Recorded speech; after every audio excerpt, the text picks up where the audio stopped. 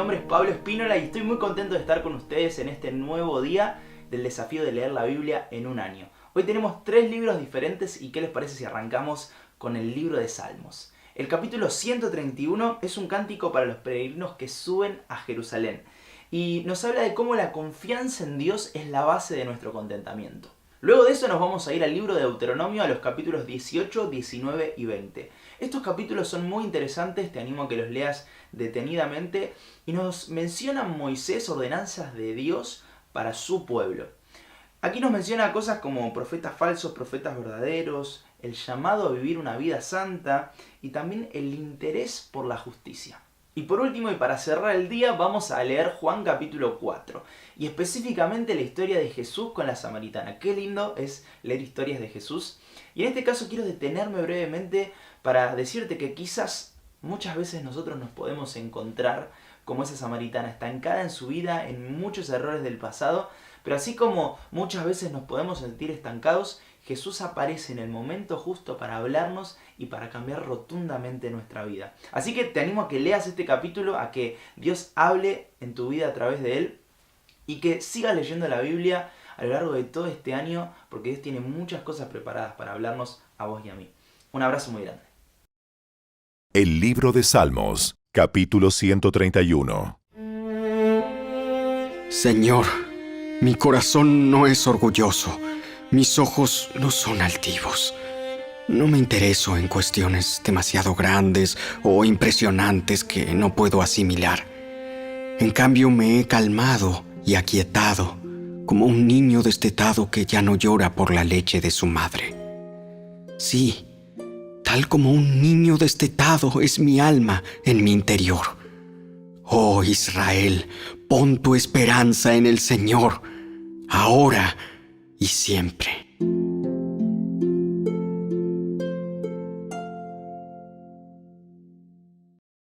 El libro de Deuteronomio, capítulo 18. Recuerda que los sacerdotes levitas, es decir, toda la tribu de Leví, no recibirán ninguna asignación de tierra entre las demás tribus de Israel. Pero tanto los sacerdotes como los levitas comerán de las ofrendas especiales dadas al Señor, porque esa es la parte que les corresponde. No tendrán tierra propia entre los israelitas. El propio Señor es su preciada posesión, tal como les prometió. Del ganado, las ovejas y las cabras que el pueblo traiga como ofrenda, los sacerdotes podrán tomar para sí la espaldilla, la quijada y el estómago. También les dará a los sacerdotes la primera porción de los granos, del vino nuevo, del aceite de oliva y de la lana que obtengan de la temporada de esquila. Pues el Señor tu Dios eligió a la tribu de Leví de entre todas tus tribus para que sirva en nombre del Señor por siempre. Supongamos que un levita decide dejar su ciudad en Israel, sea cual fuere la ciudad, para mudarse al lugar de adoración que el Señor elija. Podrá servir allí en nombre del Señor su Dios, igual que sus hermanos levitas que ya estén sirviendo al Señor en ese lugar, y podrá comer su porción de los sacrificios y las ofrendas, aun cuando también reciba sustento de su familia. Cuando entres en la tierra que el Señor tu Dios te da, ten mucho cuidado de no imitar las costumbres detestables de las naciones que viven allí. Por ejemplo, jamás sacrifiques a tu hijo o a tu hija como una ofrenda quemada. Tampoco permitas que el pueblo practique la adivinación, ni la hechicería, ni que haga interpretación de agüeros, ni se mezclen brujerías, ni haga conjuros. Tampoco permitas que alguien se preste a actuar como médium o vidente, ni que invoque el espíritu de los muertos. Cualquiera que practique esas cosas es detestable a los ojos del Señor, precisamente porque las otras naciones hicieron esas cosas detestables el Señor tu Dios las expulsará de tu paso. Sin embargo, tú debes ser intachable delante del Señor tu Dios. Las naciones que estás por desplazar consultan a los adivinos y a los hechiceros, pero el Señor tu Dios te prohíbe hacer esas cosas. Moisés siguió diciendo: El Señor su Dios les levantará un profeta como yo de entre sus hermanos israelitas.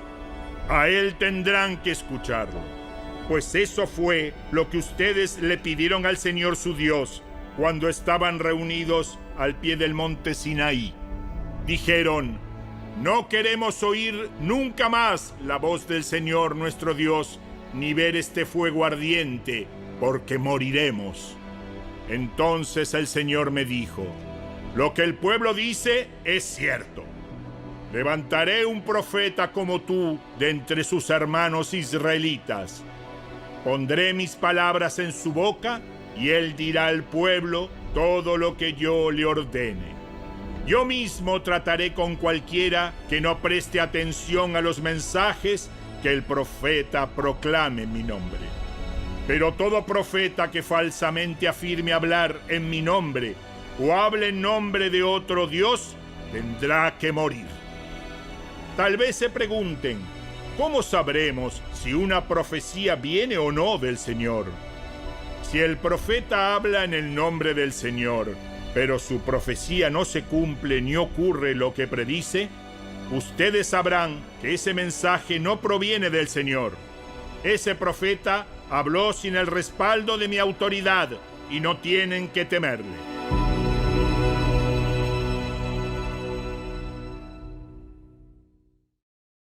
El libro de Deuteronomio, capítulo 19.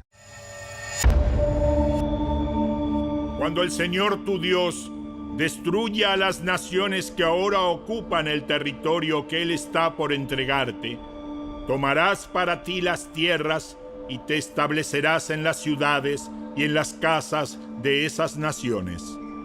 Luego deberás apartar 3 ciudades de refugio en la tierra que el Señor tu Dios te da. Estudia el territorio y divide en 3 regiones esa tierra que el Señor tu Dios te da, de modo que haya una de las ciudades en cada región. Entonces, cualquier persona que haya matado a otra podrá huir a una de las ciudades de refugio para ponerse a salvo. Si un individuo mata a otro accidentalmente y sin enemistad previa, el responsable de la muerte podrá huir a cualquiera de esas ciudades para vivir a salvo. Por ejemplo, supongamos que una persona va con un vecino a cortar leña al bosque y cuando uno de los dos levanta el hacha para cortar un árbol, la cabeza del hacha se desprende del mango y mata a la otra persona. En tales casos, el responsable de la muerte puede huir a una de las ciudades de refugio para vivir a salvo. Si la ciudad de refugio más cercana quedara demasiado lejos, un vengador enfurecido podría rastrear al que causó la muerte y quitarle la vida. En ese caso, la persona moriría injustamente porque nunca antes había mostrado enemistad hacia el muerto. Por esa razón, te ordeno que apartes 3 ciudades de refugio.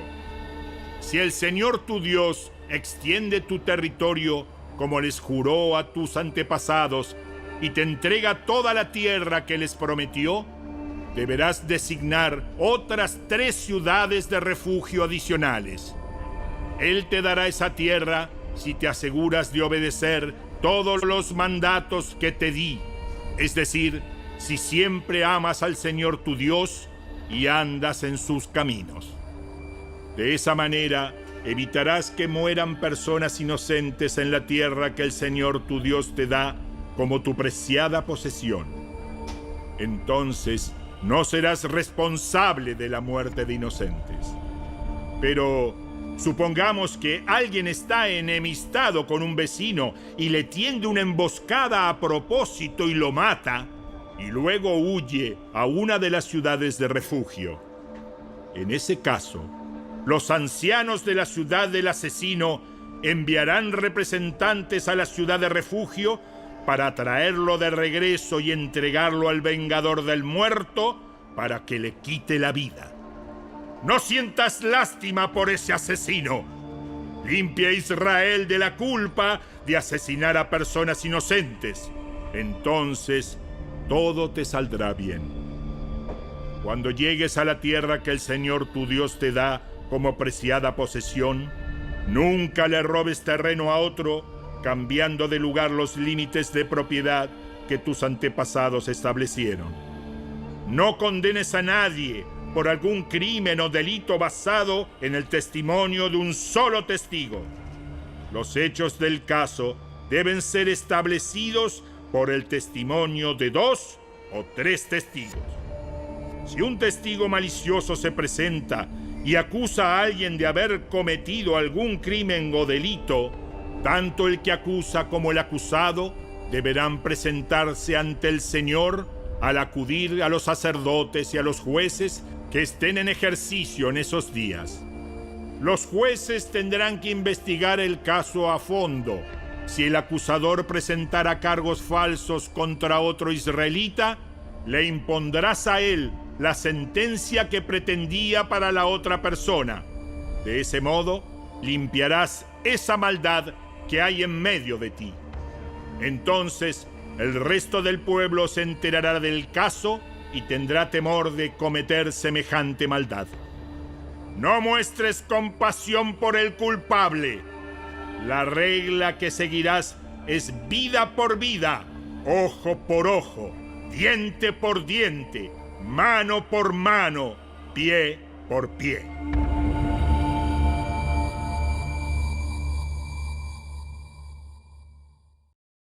El libro de Deuteronomio, capítulo 20. Cuando salgas a luchar contra tus enemigos y te enfrentes con caballos y carros de guerra y con un ejército más numeroso que el tuyo, no tengas miedo. El Señor tu Dios, quien te sacó de la tierra de Egipto, está contigo. Cuando te prepares para una batalla, el sacerdote saldrá a hablarle a las tropas y les dirá: préstenme atención, hombres de Israel. No tengan miedo cuando salgan hoy a pelear contra sus enemigos. No se desanimen, ni se asusten, ni tiemblen frente a ellos, pues el Señor su Dios va con ustedes. Él peleará por ustedes contra sus enemigos y les dará la victoria. Luego, los jefes del ejército se dirigirán a las tropas y dirán: ¿alguno de ustedes acaba de construir una casa, pero aún no la ha estrenado? De ser así, puede irse a su casa. Podría morir en batalla y otro estrenaría su casa. ¿Alguno de ustedes acaba de plantar un viñedo, pero aún no ha comido ninguno de sus frutos? De ser así, puede irse a su casa. Podría morir en batalla y otro comería los primeros frutos. ¿Alguno de ustedes acaba de comprometerse con una mujer, pero aún no se ha casado con ella? Bien, puede irse a su casa y casarse. Podría morir en batalla y otro se casaría con ella. Luego los jefes también dirán: ¿alguno de ustedes tiene miedo o está angustiado? De ser así, puede irse a su casa antes de que atemorice a alguien más. Una vez que los jefes terminen de hablar a las tropas, nombrarán comandantes para cada unidad. Cuando te acerques a una ciudad para atacarla, primero debes ofrecer condiciones de paz a sus habitantes. Si aceptan las condiciones y te abren las puertas, entonces todos ellos quedarán obligados a servirte haciendo trabajos forzados. Pero si no quieren hacer la paz y se preparan para luchar, deberás atacar la ciudad. Cuando el Señor tu Dios te entregue la ciudad, mata a filo de espada a todos los hombres de ese pueblo. Sin embargo, podrás quedarte con todas las mujeres, los niños, los animales y el resto del botín de la ciudad. Podrás disfrutar de todo el botín de tus enemigos que el Señor tu Dios te entregue. Estas instrucciones solo se refieren a las ciudades lejanas, no a las de las naciones que ocupan la tierra donde estás a punto de entrar. En las ciudades que el Señor tu Dios te da como preciada posesión, destruye a todo ser viviente. Tienes que destruir por completo a los hititas, a los amorreos, a los cananeos, a los fereceos, a los heveos y a los jebuseos, tal como el Señor tu Dios te ordenó. Así, evitarás que los pueblos de esa tierra te enseñen a imitar las costumbres detestables que practican cuando rinden culto a sus dioses, lo cual te haría pecar profundamente contra el Señor tu Dios. Si al atacar una ciudad la guerra se prolonga, no debes cortar los árboles a hachazos. Puedes comer de los frutos, pero no derribes los árboles. ¿Acaso los árboles son enemigos a los que tienes que atacar? Solamente corta los árboles que sabes que no son aptos para comer. Úsalos para la fabricación de todo lo que necesites para atacar la ciudad enemiga hasta que se rinda.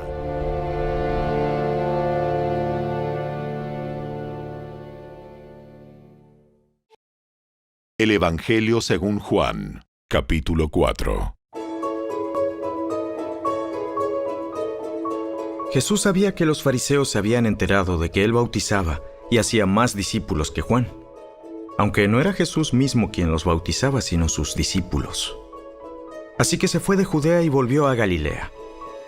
En el camino tenía que pasar por Samaria. Entonces llegó a una aldea samaritana llamada Sicar, cerca del campo que Jacob le dio a su hijo José. Allí estaba el pozo de Jacob, y Jesús, cansado por la larga caminata, se sentó junto al pozo cerca del mediodía. Poco después llegó una mujer samaritana a sacar agua, y Jesús le dijo: Por favor, dame un poco de agua para beber. Él estaba solo en ese momento porque sus discípulos habían ido a la aldea a comprar algo para comer. La mujer se sorprendió, ya que los judíos rechazan todo trato con los samaritanos. Entonces le dijo a Jesús: Usted es judío y yo soy una mujer samaritana. ¿Por qué me pide agua para beber? Si tan solo supieras el regalo que Dios tiene para ti y con quién estás hablando, tú me pedirías a mí y yo te daría agua viva. Pero Señor, usted no tiene ni una soga ni un balde y este pozo es muy profundo. ¿De dónde va a sacar esa agua viva? Además, ¿se cree usted superior a nuestro antepasado Jacob, quien nos dio este pozo?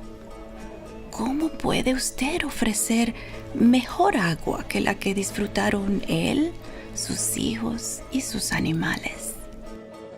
Cualquiera que beba de esta agua pronto volverá a tener sed.